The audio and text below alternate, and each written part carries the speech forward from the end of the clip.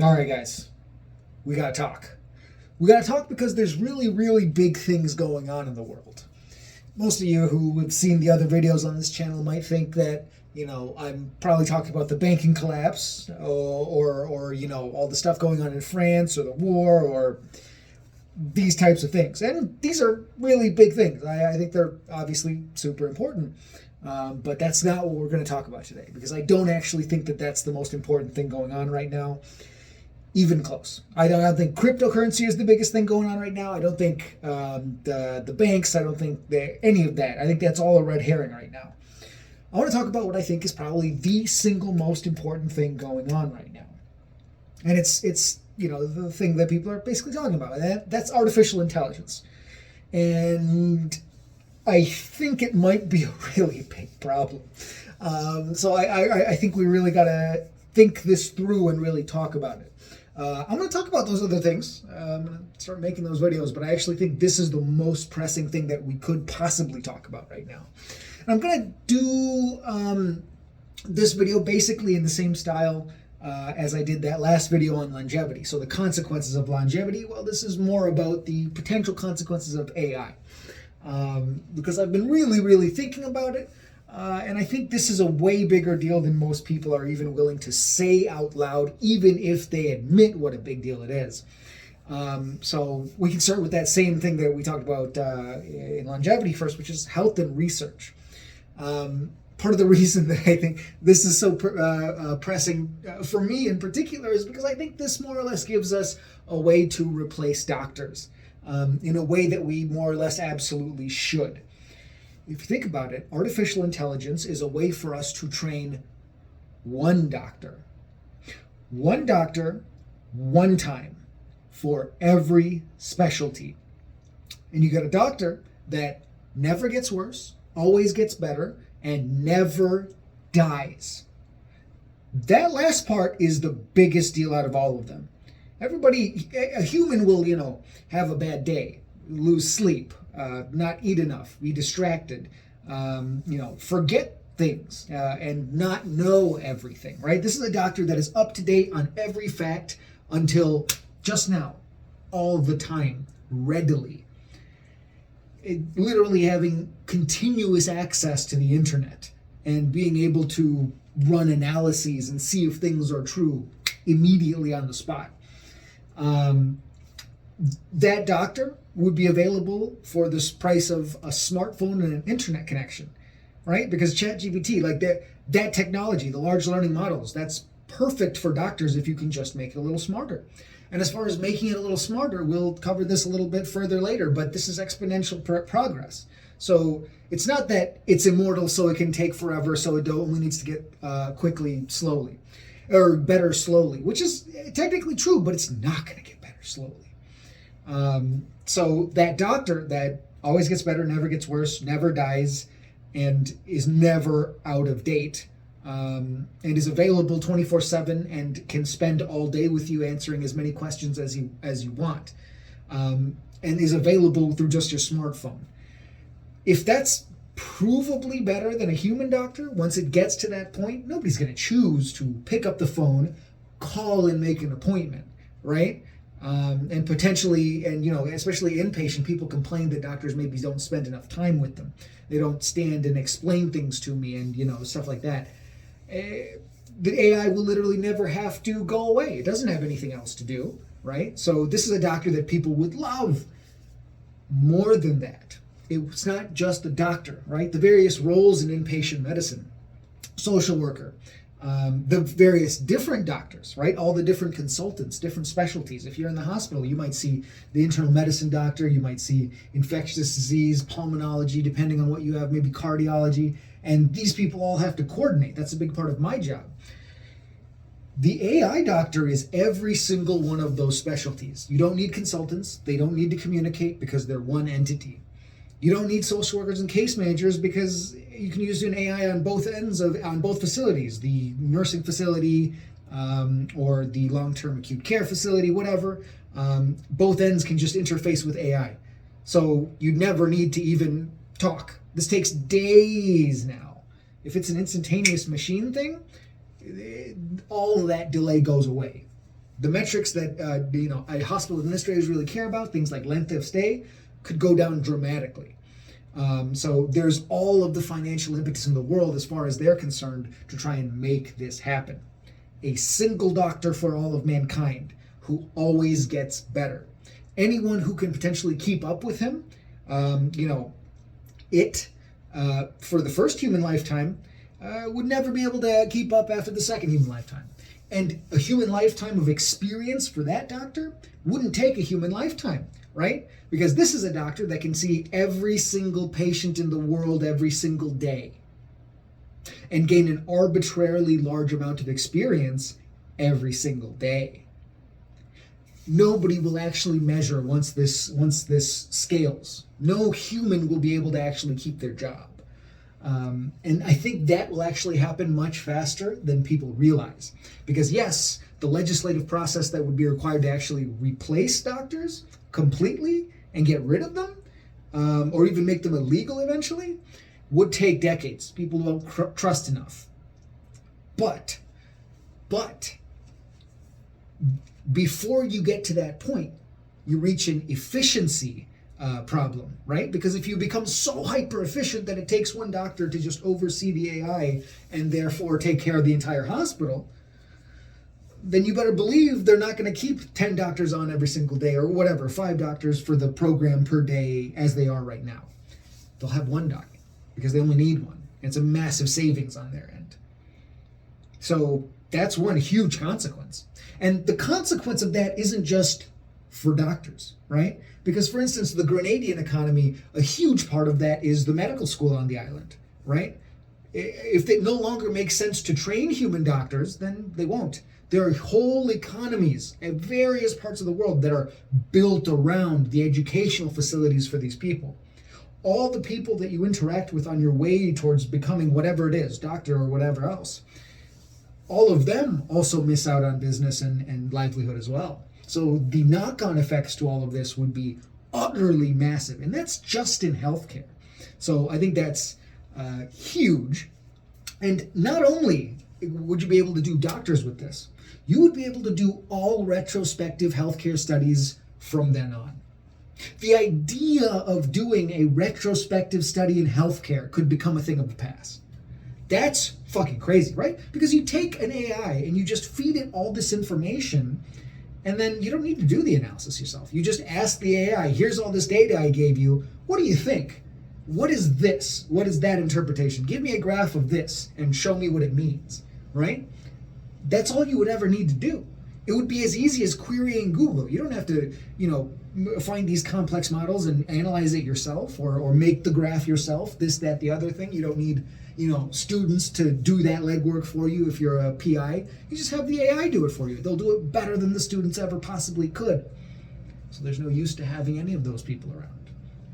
And once the AI, figures out engineering, and even the people who make the AIs can go out of business because the AI can get better at that than them, right? Even engineering, you would have thought that that's the type of thing that goes last. And ultimately, I think it will. But there's actually really no reason to think that it couldn't be done, right? Once you have an artificial general intelligence, remember, that's the really key thing when we're talking about this. We're talking about a general intelligence, and we're closing in on that shockingly fast. And I think when you think about that, I think the nature of science and the history of science will be completely and utterly changed. Because science as it stands right now is a story about scientists and great men and their discoveries and how they discover them and the various happenstance things that happened and all that. And once you have superhuman intelligence in an artificial intelligence, science becomes a story about when the AI came up with this and that and the other thing. By the time it becomes super smart, we probably won't even understand most of what the AI is doing or saying. Like it'll just give us answers, and we won't necessarily at some point be able to even decipher how it got to that answer. We might ask it how you did that, but at some point we might not even be able to understand everything as far as how it got there. So the nature of science, it'll become a story about, hey, the AI came through with this and this here. And it won't be about humans anymore. That feels like something that we would be very distinctly losing. But I don't know. What do you think about that? I'm not sure. But that's I think enough for health and research. It'll change everything. It'll be a paradigm shift. And then we can talk about the political and legal angle of all of this, right? If you change doctors to be, the AI, then what happens to malpractice, right? You don't have millions of doctors, so you don't need millions of lawyers. You have a doctor, you might need a lawyer. So the entire malpractice insurance industry and malpractice legal industry becomes, in danger because of that. So that's just with medicine. I'm just using the example that I know, the best. But that's not the only way that kind of applies. Obviously, a bunch of different fields that have a legal and insurance component built around them. As the participants in those fields decrease, the need for those support industries, and legal is just one example of that, really goes down. And then we got to talk about ownership, right? Like, if a bunch of people get together, and it's like millions of people, and they contribute their experiences and stuff as a data set to the AI, and that makes the AI better, and then the AI makes these decisions, who owns the AI? When the AI makes a decision, who takes ownership of that? Who's responsible ultimately? In the beginning, especially when the AI is more primitive, you could make a stronger argument that the responsibility is on the people making the AI. But once the AI becomes superhuman intelligent, is it on the AI? At what point does it become on the AI? What are the ethics of that? And what are the legal implications of those ethics? And then in a society where everything else has become dramatically more efficient, what would the political structure around that be? Right? These are people. I mean, do you need the same political structure to govern people who are organized in potentially a completely different way? And we'll talk about that a little bit more in another section, so I won't go any further into that here. But I think the political and legal landscape will also really struggle to keep up with the pace of change on this as well. And then moving on to the economy and work, I mean, you can already kind of see where we're going with this. So what's interesting is that I actually think that, because we're talking about these large language models to begin with, right? This is the most advanced thing that will come, I think, closest to an artificial general intelligence faster than most of the other things that they have out there, at least right now. And it's thinking, right? The whole point of making it is to make a thinking machine. And so I think most people, when they think about who loses work first in an economic downturn or in some kind of hard time, is the people who are doing physical labor, right? It's usually those people who are kind of blue collar. But AGI would be able to replace the thinkers first. White collar might go first. You know what I mean? I say, and then going back to the healthcare example, in a decade plus, the most important role in healthcare may become nursing. Not necessarily because we only need nurses and we've gotten rid of all the doctors in a decade or so, but because the doctors will be more symbolic at that point. You just oversee the AIs. The nurses are the only ones that would actually then be doing their job as is. But then once somebody has the presence of mind to think, hey, AI, make a robot that can do the nurse's job for me cheaper, then it's a wrap on them too. So they're not exactly protected. So it's a really weird unemployment scenario where potentially the thinkers go first. And then, of course, this hyper efficiency, as it's kind of distributed throughout society, would potentially cause a collapse in the social structure, because the unemployment that would come as a cause of that would be ridiculous. I mean, this is literally, there's like two broad kinds of job that you could think of as the thinking jobs and the physical labor jobs, the thinking and the doing. AI can potentially automate the thinking and the doing jobs. I mean, only certain creative jobs would have any sort of residual value. Everyone would have to be a creative at that point, or just, I don't know. You can automate too much, too quickly, too easily, is really what I'm trying to say there. And I think that's really dangerous. Moving on to the technology part of this, I mean, this kind of speaks for itself. The biggest part of this that I think is really an issue to even talk about is the fact that this AI is going to be improving exponentially. We are used to geometric growth. Moore's law is not, the computer power exponentially increasing every year. It doubles every year. We're used to that geometric type of pace of improvement, even if it's 10x every year. That's still geometric improvement. We're not used to exponential. When we think about when something might get here, when we might achieve something or whatever, we expect a certain, geometric improvement over time. That's how we think. We expect that, cars will be out in new models in the span of years, right? Computer power doubles, right? So we're used to thinking geometrically. Just about everything in our everyday lives operates on a geometric scale. Exponential growth is hard to even fathom, right? Like GPT-3 was 10th percentile on the bar exam. The bar exam is not just like a lot of these other regular, simpler formatted multiple choice tests. It really didn't do well at GPT-3. GPT-4 is now at the 90th percentile. The world made a big deal about GPT-3 at the beginning of the year, December, January, right? Around then. And then GPT-4 came out in like March, and it was already from 10th percentile to 90th percentile. That's blazing fast. Like, and this is generally what you see. So if you look at Midjourney, the AI, it like generates images and modifies them and stuff like that. The first 3 iterations, if you use them on the same picture, they don't really look that different. But the 4th picture, lifelike. It's a huge jump. It's all at once. You see almost no progress, and then once you make the progress, it's all at once. It happens slowly, then all at once. So that type of exponential progress, you can't even really make meaningful predictions, I don't think, once you're dealing with something like that. That's going to be a really big issue. And then staying in computers for just a second, hacking, right? Artificial intelligence hacking, so security and counter security in the cyberspace is going to be really freaking complicated. Everybody was focusing on the idea that quantum computers might kind of mess things up.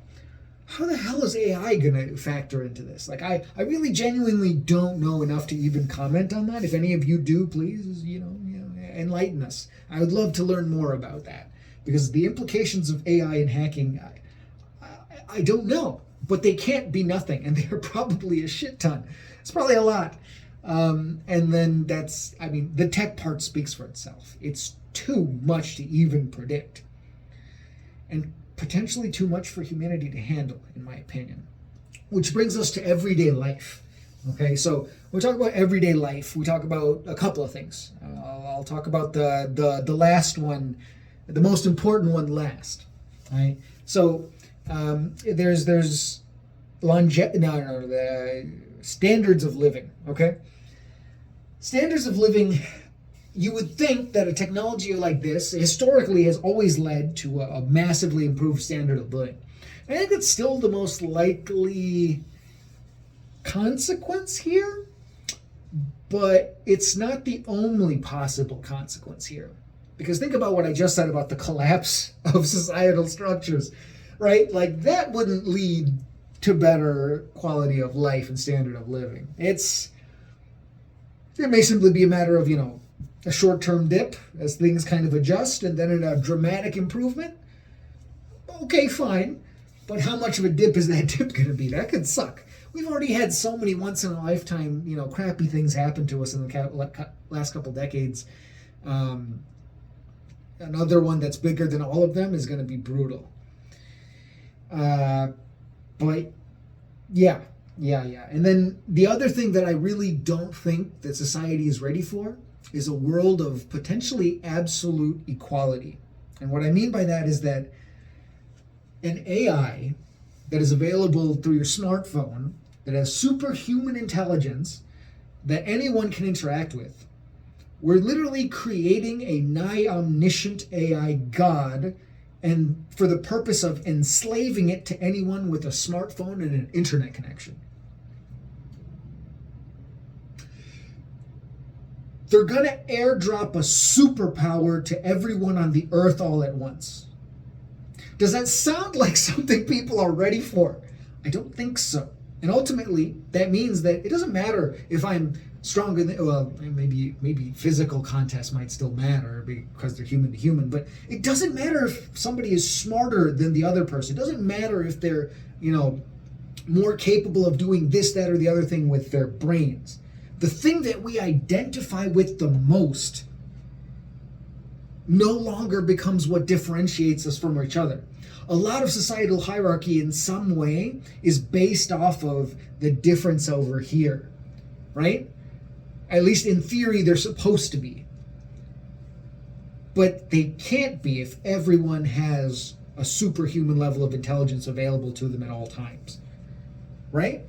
Because if we were to preserve our current structures and force that difference into being, I guess you could artificially make that the case, but say that society started from zero and had an AI. Who would care that Jack was smarter than John? Doesn't matter how smart either of them are. If you want to accomplish something, just ask the AI. Screw both of them. They're both a waste of time, right? Because once it gets good enough, you don't need to ask Jack or John either thing. It doesn't matter what they think about anything. So, in a world of intellectual opportunity that is equal, what do you see in that world? I don't know, but I think the hierarchies of our society are so inbuilt and so fundamental that if you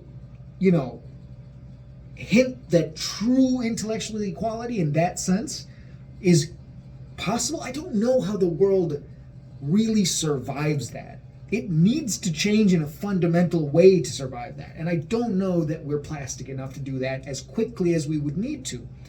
We would do it over, multiple decades or 100 years. But this could happen so quickly that it would need to be done in a couple of years. And that's a really big issue, I think. Which leads us to the last part in this thing. Which I think is actually why I think the world would end with artificial intelligence. And I'm not kidding about that. Like I think that's a really real risk. Not because AI will turn on us. I don't necessarily think that that's really a likely scenario, and I'm not worried about it. I don't think that's the real problem here. It could happen. It would be a real problem if it happened, and it is definitely a real possibility. We'll talk about that in the next section. But what people I don't think are thinking enough about is that success is just as dangerous, okay? Because think about the types of breakthroughs we could make with AI and how quickly we could make them.